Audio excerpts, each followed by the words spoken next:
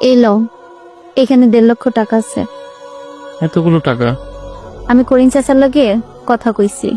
করিম চাচার মার্কেটে 10টা দোকান আছে না, হ্যাঁ। ওইখান থেকে একটা দোকান আমি নিয়েছি।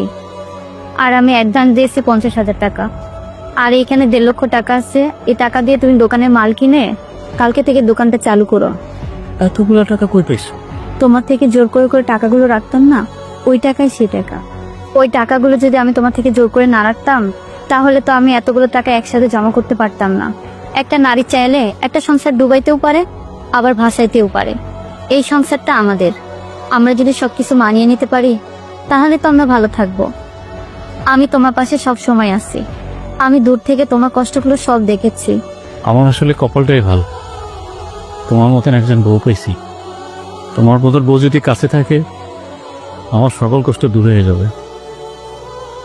ঠিক আছে, টাকাগুলো এখন তোমার কাছে রাখো। আমি গোসল কইরা খাওয়া দাওয়া কইরা বাজারে যাবো মাল কিনতে। আচ্ছা, ঠিক আছে।